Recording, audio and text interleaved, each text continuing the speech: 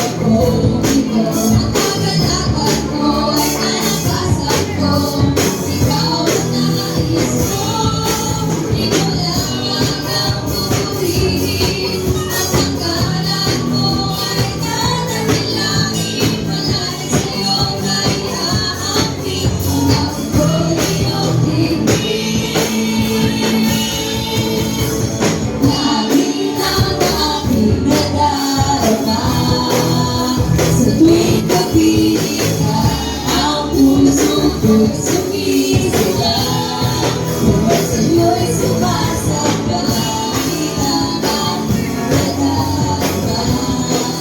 Sa tuwing napilit ka, ang puso mo'y sumisilang, buhay sa'yo'y sumasabay.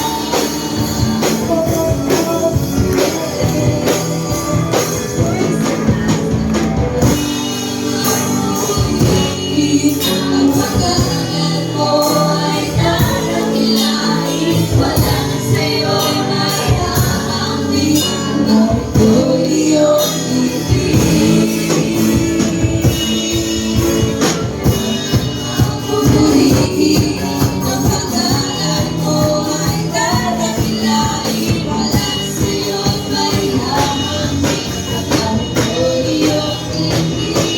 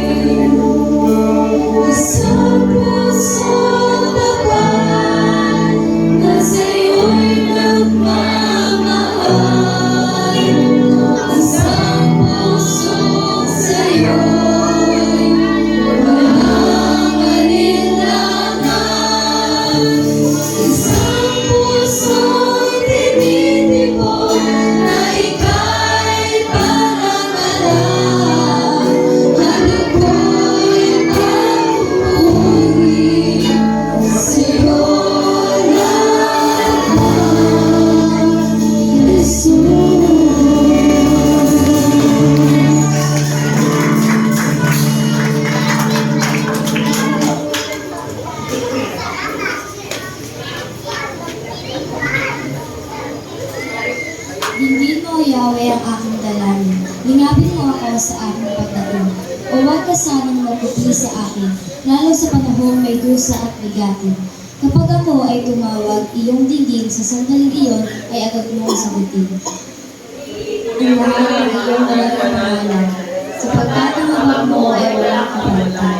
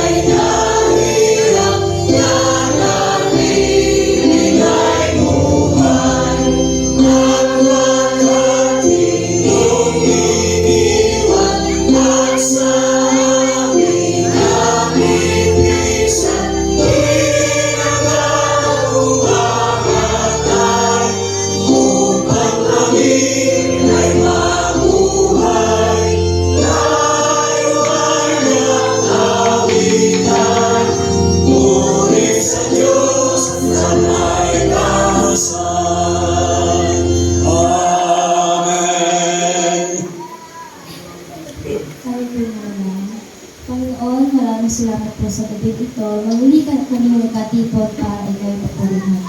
Nawa Panginoon, sa gabi ito, ikaw lamang aming niligtas. Gabi mo Panginoon, ang nagbibigay ng mensahe ng buhay. Pangalan ng Jesus. Amen.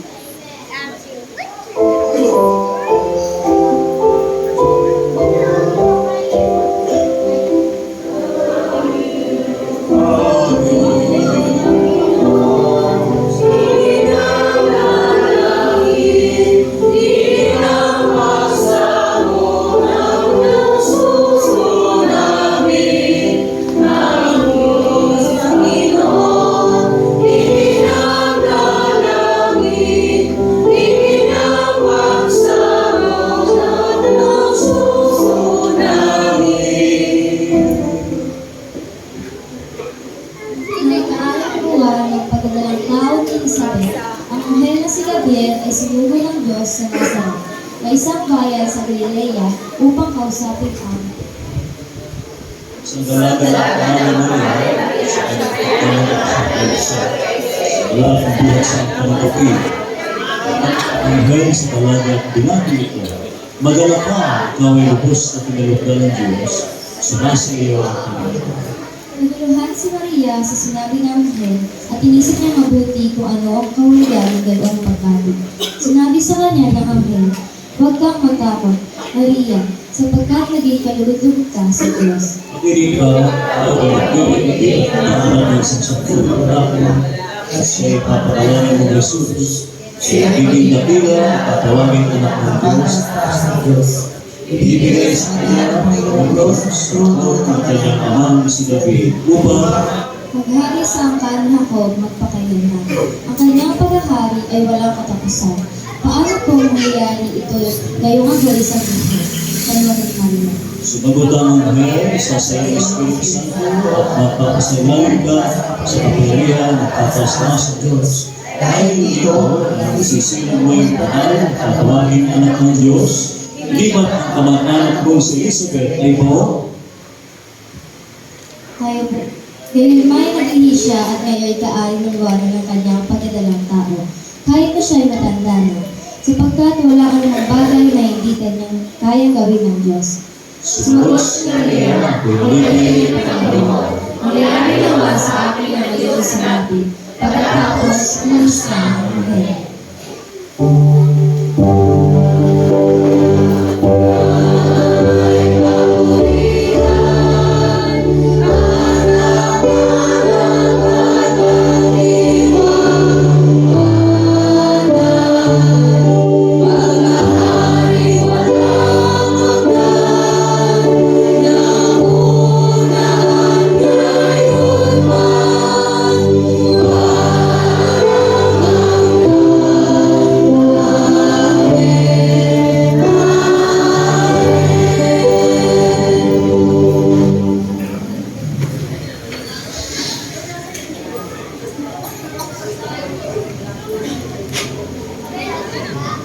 Ating pamalinis ang mensahe ng araw.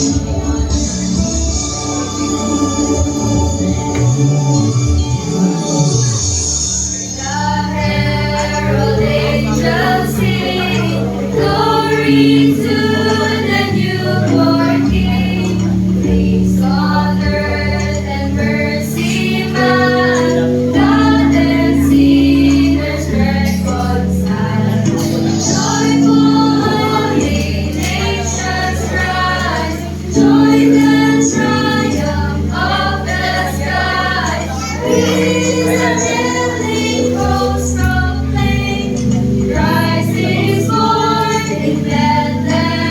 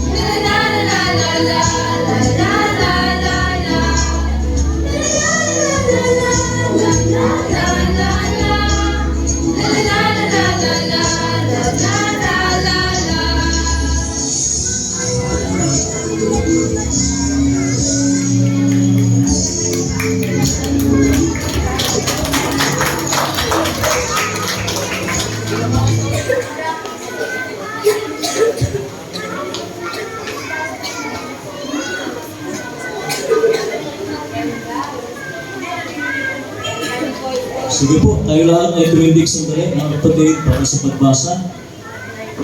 Muli sa ang sulat ni Dr. Lucas, Kabanata 1, talatang 26 hanggang 38, nang ika-6 na buwan ng pagdadalang tao ni Elizabeth, ang anghel na si Gabriel ay sinugo ng Diyos sa Nazareth.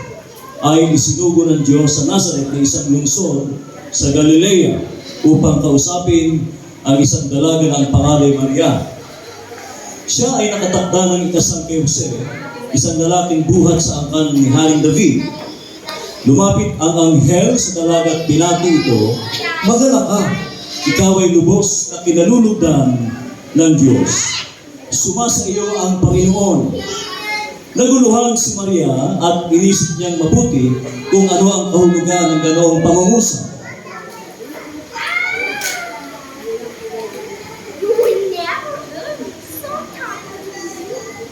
Sinabi sa kanya ng anghel, "Huwag kang matakot, Maria, sapagkat naging kalugod-lugod ka sa Diyos.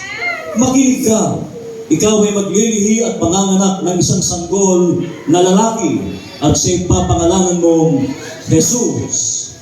Siya ay magiging dakila at tatawaging anak ng kataas-taasang Diyos.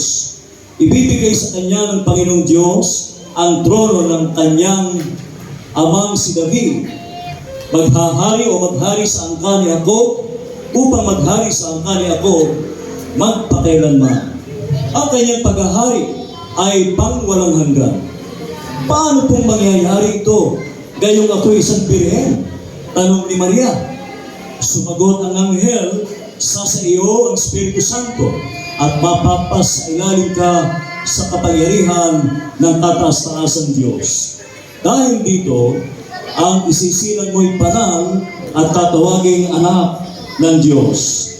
Hindi ba't alam ng lahat ang kamag-anak mong si Elizabeth ay baog? Gayumay naglihi siya at ngayon ika-6 na buwan na ng kanyang pagdadalang tao kahit na siya'y matanda na. Sapagkat walang anumang bagay na hindi kayang gawin ng Diyos. Sumagot si Maria, "Ako'y alipin ng Panginoon. Mangyari nawa sa akin ang iyong sinabi." Pagkatapos, umalis na ang anghel, ang mabuting balita ng ating Panginoon. Amen.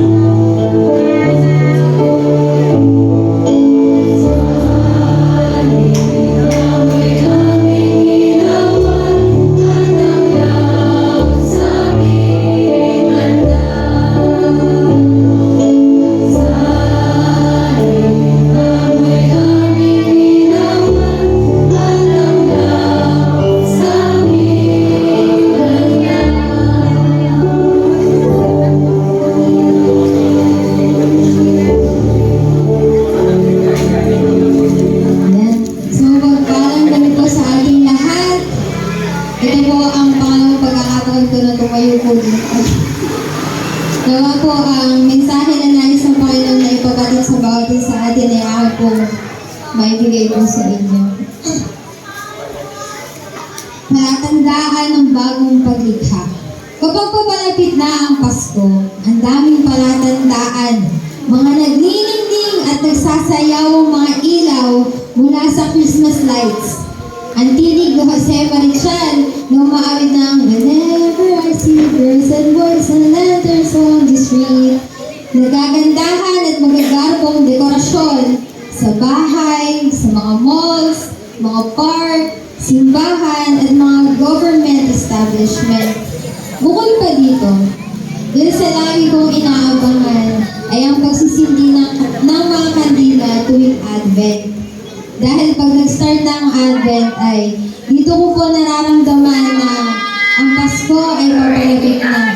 Yun po ang lagi kong inaabangan dito po sa ating simbahan, bukod po sa Christmas Cantata, Christmas Institute, Pasko, Simbang Gabi. Ay yung unang-una po ay yung Advent. Dahil doon ko po nakikita yung mga pamilya na nabubuo ulit. Ayan. Doon ko po mas nararamdaman ang Pasko ay papalapit na. Pero sa Lucas 1:26-38, ang palatandaan ng Pasko ay hindi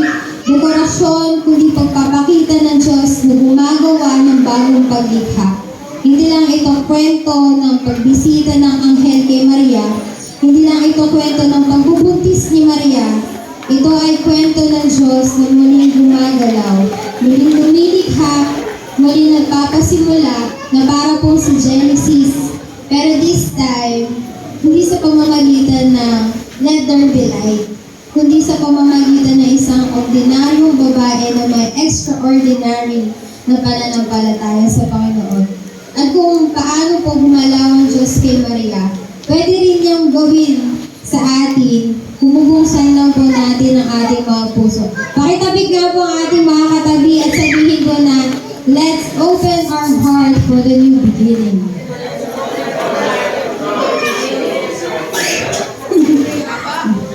Ano nga ba ang mga palatandaan sa bagong paglikha ng Panginoon? Unang palatandaan, kung tinawag, may papalitan. The sign of calling. Meron na ditong tinawag ng Panginoon sa mga imposible at imposibleng task niya sa atin. Tingin ko naman po ay lahat tayo nagkaroon ng calling bukod po kay Judith na lagi kumakatok tuwing Judith na ng mga bayarin. Isa po sa madalas ko naalala ko po na tumayo sa calling ay si Owa. At saka po si LJ na gusto po maging deaconess. Ayan. At galing din po sa Dulong Malabo na si Kenneth. Marami din po mga manggagawa na nanggaling po dito sa ating simbahan. Iyon po ay pagpapala ng Panginoon po sa atin. Kung atin po iisipin si Maria na isang simpleng dalaga lang, walang kahit anong political power, social influence, katulad ng mga vlogger ngayon, wala din siyang credential na pang Messiah-bearing mother. Pero sa kanya, lumapit ang anghel at sa kanya ipinagkatiwala ang sanggol na si Jesus. Isang mabigat po yun na responsibilidad kasi anghel na lumapit sa iyo para sabihin ang utos ng Panginoon sa iyo na dalhin mo itong sanggol na ito na magliligtas sa sanlibutan. Sabi nga po ng anghel ni Maria, huwag kang matakot, Maria, sapagkat ikaw ay kinalulugdan ng Diyos. Hindi nagsimula sa kahit anong accomplishment, hindi nagsimula sa husay, kundi nagsimula sa biyaya. Ang tawag po dito ay prevenient grace o paunang biyaya ng Diyos na nauna bago pa tayo tumugon sa Kanya, nauna na yung blessing bago pa tayo sumagot kay Lord na opo. Kumbaga, lahat ng inuutos ng Panginoon, sasabihin niya pa lang sa iyo, pero nauna na yung blessing na ibibigay niya para sa iyo kapag ginawa mo yun. Ito ang unang palatandaan na may binago ang Panginoon sa atin. Ang pagtawag sa atin ng Panginoon ay hindi dahil sa mga misyon siya para sa iyo, kundi may hinuhubog siya sa loob mo. Katulad po ng halimbawa po ng mga ating mga manggagawa na mula dito. Kinatok na sila ni Lord, na tinawag na sila ni Lord para magsilbi sa kanila. At habang nagbibigay sila, tumutugon sila sa calling ng Panginoon, may hinuhubog ang Panginoon sa kanila. Malay niyo po, hindi man po tayo tawagin ng Lord na maging pastor, maging deaconess, maging woman worker, pero yung pagtugon po natin tuwing linggo, tuwing may mga gawain ay yun po ay talaga ikinagagalak ng Panginoon at unti-unti ay may nahuhubog sa inyo. Meron nga po akong napakinggan na kung meron daw po man sa atin na nawala, mahalaga man o hindi, tiyak na may kapalit. Once na may inalis daw po sa atin, ito daw po yung time na nire-ready tayo ng Panginoon sa mas malaking biyaya na ibibigay na sa atin. Kung iisipin natin na totoo na ang buhay ng tao ay nakaplano simula o bago ka pang mandin lumabas sa mundong ibabaw na ito. At kaya yung mga unexpected blessing ng Panginoon sa atin ay matagal na pong nakalaan. Sadyang may right time. Kung may right time para siya ibigay sa'yo. Kung Kumbaga, susubukin ka ng Panginoon bago niya ibigay sa iyo yung malaking pagpapala na hinihintay mo. Kung tinawag ka niyang maglingkod, may papalitan siya sa iyo. May papalitan siya sa iyo at magiging sa mga magiging paglilingkod mo. Kung tinawag ka naman niya na para magpatawad, may tinatanggal naman siya sa iyo. Kung tinawag ka niya magbago, may tinutuwid din siya sa iyo. Sa oras na tinawag ka ng Panginoon, hindi lang papel ang ibinibigay niya, kundi ang pagbabago. At kung minsan po, ang tawag ni Lord ay nakakagulat. Kasi nga po, unexpected ang pagtawag ng Panginoon sa atin. Katulad po nito, bigla naman po dumating yung papel na ako daw po ang magme-message sa simbang gabi. Unexpected po ito dahil hindi ko po hinihiling. Kasi po, nung nag-meeting pa lang, iniisip ko na po na si ate pa po ang patayuin sa pulpito para po magmensahe. Pero, talaga pong atang para sa akin po. Kaya po ako tumayo. Hindi mo inaasahan, hindi ko din po inaasahan. Hindi mo plinano o walang nagplano. Pero sigurado may ginagawa ang Panginoon sa iyo. Kung katulad mo si Mariano, ordinary, simple, tahimik, ay mas malamang ikaw po ang napupusuan ng Panginoon na gamitin niya para sa extraordinary mission na ibibigay niya sa iyo. Pakisabi nga po sa inyong katabi, baka tinawag ka na, sagutin mo na. Baka po paulit-ulit na tayo tinatawag. Ayaw mo pa po sagutin, dinay mo po. Yan. Ang pangalawang palatandaan naman po ay, kung may pangako, may imposible. The sign of the impossible. Sa gitna ng pag-aalala po ni Maria, sinabi sa kanya na anghel, ang Espiritu Santo ang bababa sa iyo sapagkat walang imposible sa Diyos. Naniniwala po ba tayo doon? Parang tulog na naniniwala po ba tayo? Amen. Na lahat ay imposible sa Panginoon. Ito yung second sign ng bagong paglikha. God's promise usually arrive wrapped in impossible. Minsan sa mga pangyayari sa ating buhay, nababanggit po natin ang words na unexpected blessing. Yung mga biglang blessing na nasa harapan mo na hindi mo naman inaasahan. O kaya naman the unexpected. Ito yung mga halimbawa natin na yung blessing ng Panginoon ay imposibleng mahulaan at madalas kakaiba. Madalas na nararanasan din po natin yung hihilingin mo pa lang, itatawag mo pa lang kay Lord, pero yung blessing o yung hinihiling mo nasa harapan mo na. Yung tulong na kailangan mo biglang, dito na pala sa harapan mo, hindi mo lang napapansin.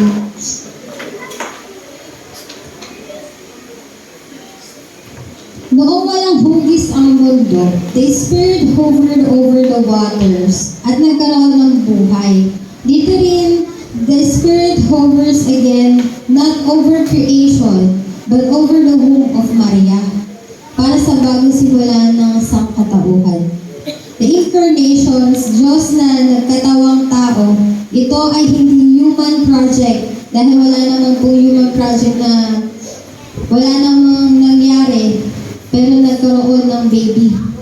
Wala naman po. Ano po ba yung ghost project?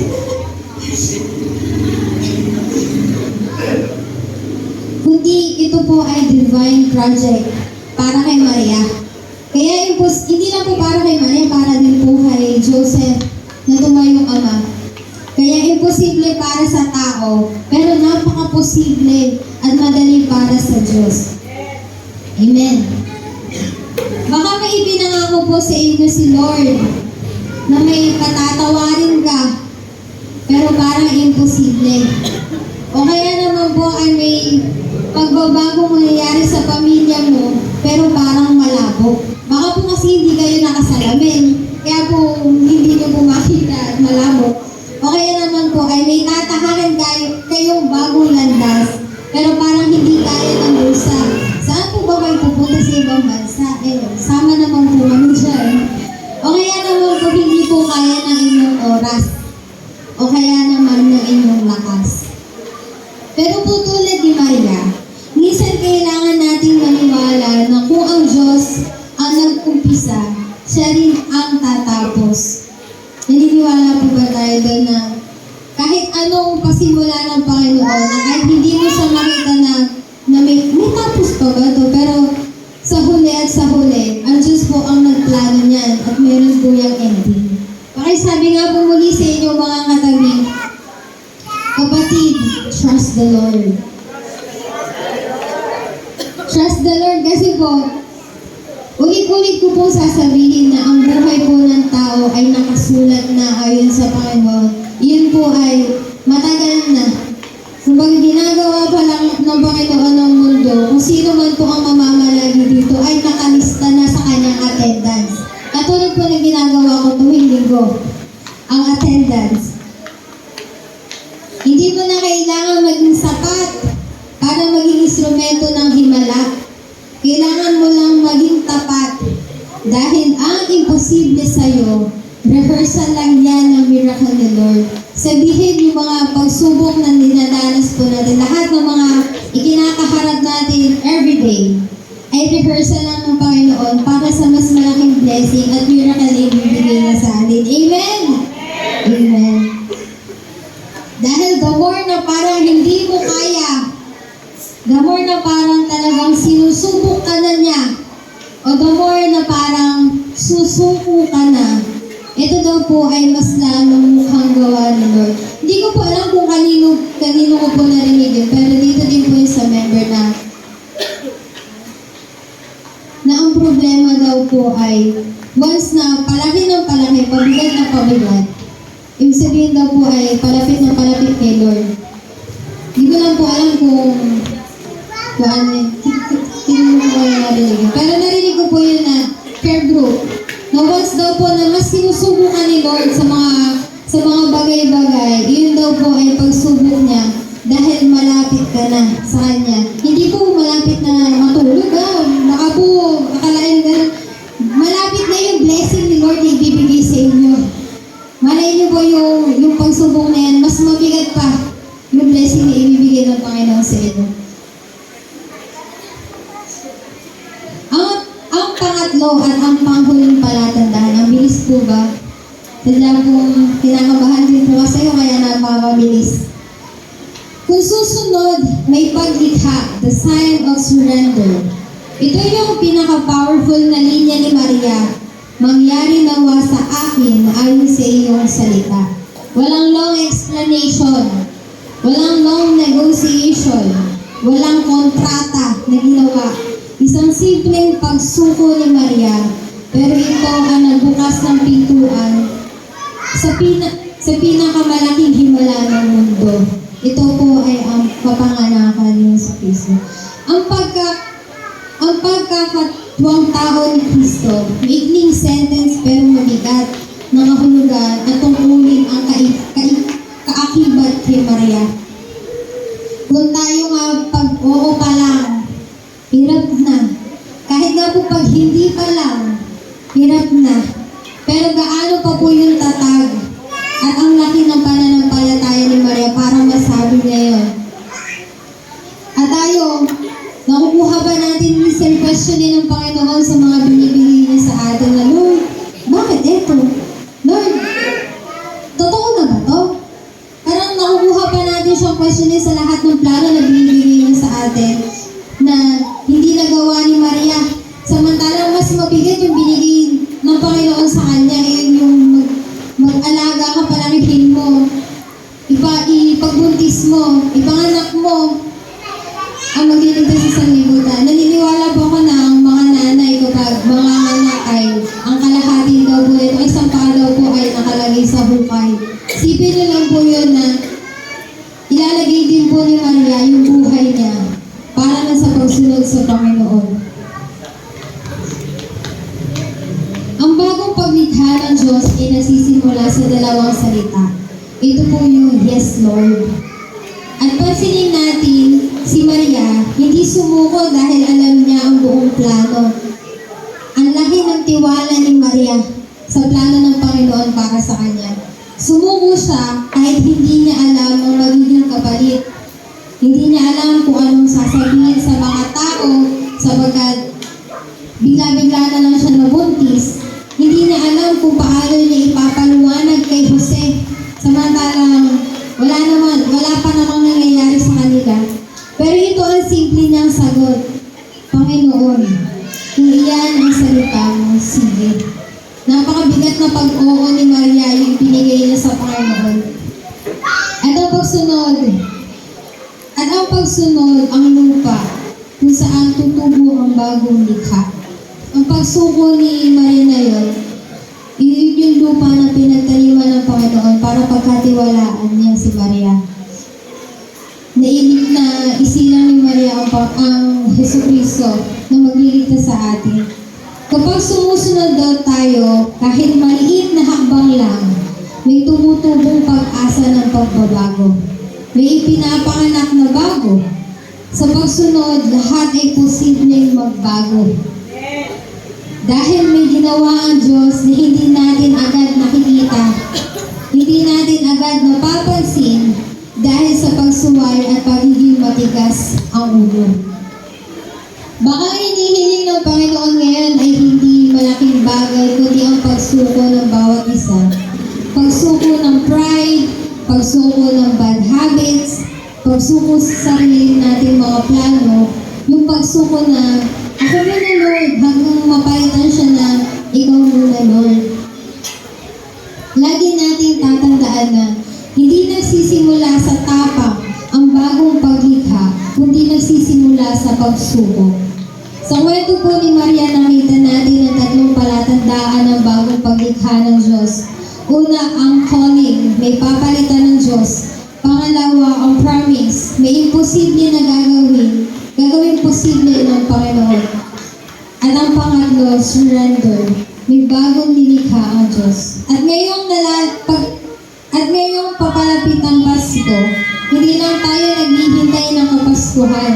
Naghihintay din tayo na muli tayong likhain ng Panginoon. Handa ka bang maging tulad ni Maria? Handa ka bang maniwala? Handa ka bang sumunod? Handa ka bang magsabi na mangyari sa akin ayon sa iyong salita? Kung oo, baka ang pinakaihintay mong bagong simula ay magsisimula ngayon. Isang magpalang gabi po sa ating lahat. Sa Diyos ang magpapulog po sa atin.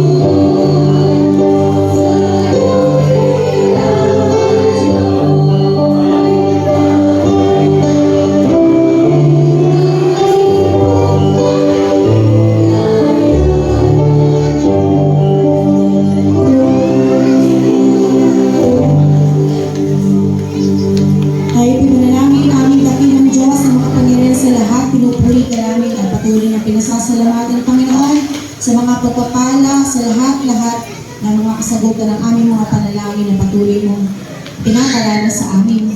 Panginoon. Salamat din, Panginoon, sa mga nagkaloob na ito. Dalangin namin, Panginoon, na pagpalain mo to at ibalik mo sa kanila, siksik, liglig at umaangkaw. Ito ang aming panalangin sa matamis na taas na aming tagapagligtas. Amen.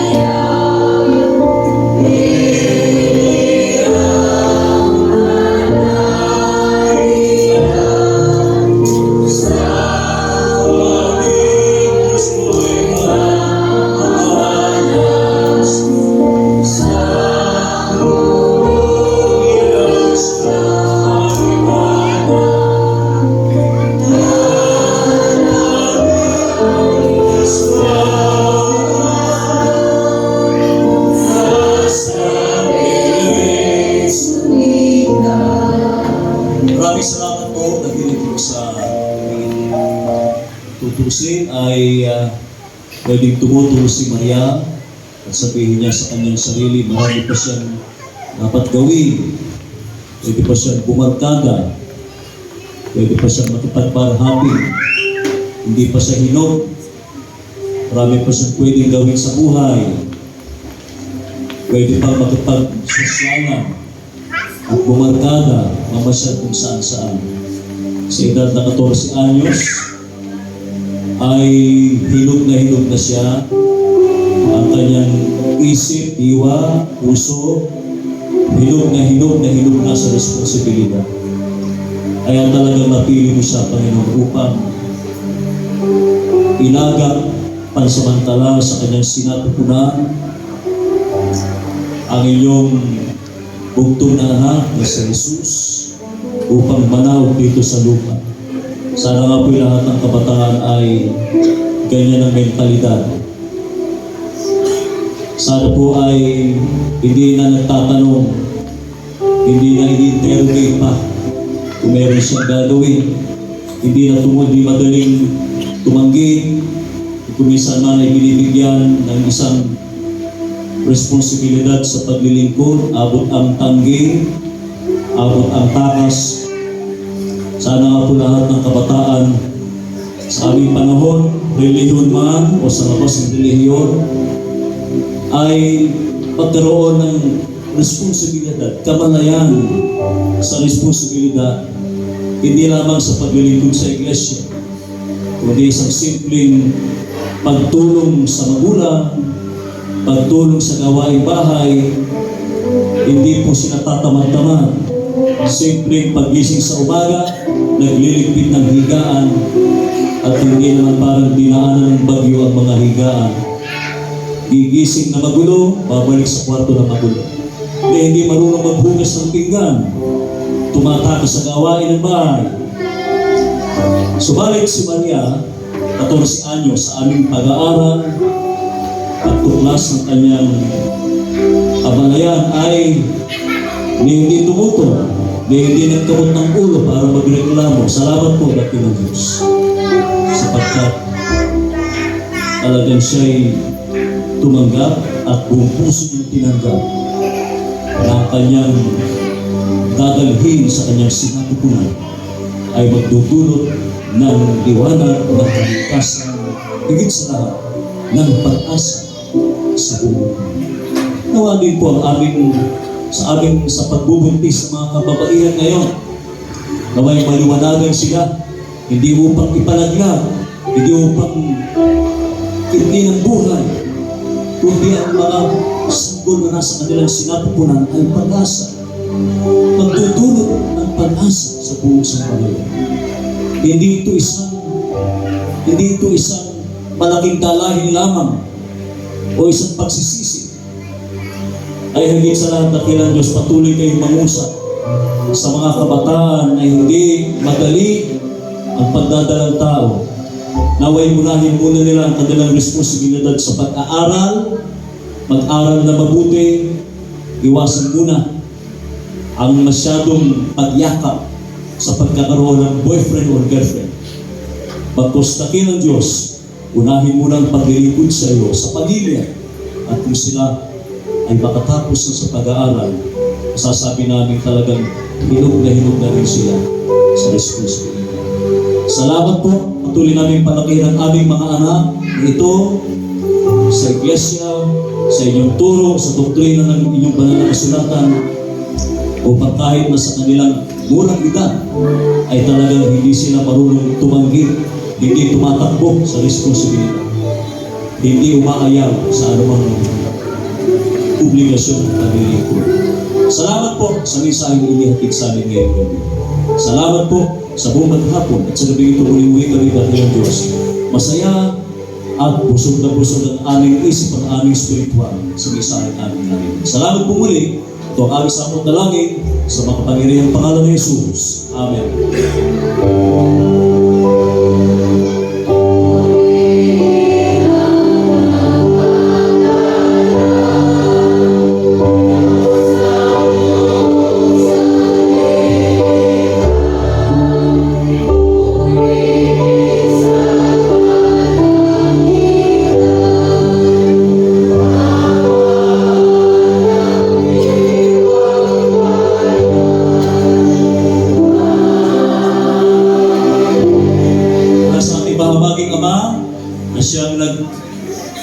Utos ng pagpalawag ng ating Panginoon Kristo upang magdulot ng pag-asa sa lahat, sa ating sambahayan, sa ating pamilya, sa buong mundo, at ang patuloy na pagtitipisan ng kanyang banal na espiritu, pagkakasundo at pagmamalasakit na siyang maghari sa ating mga puso at sa bawat pamilya. Tanggapin natin ito mula ngayon at magpakailan pa man. Amen.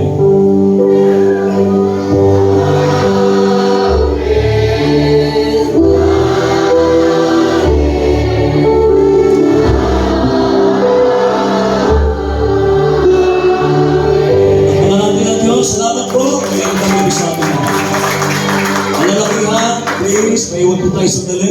Tayo practice ng kalalakihan. Na may payo. Tayo po tayo. Ayan, hello po sa mga kalalakihan. I-practice po kayo ngayon. Meron din po, saglit po yung kababaihan. I-practice din sa payo.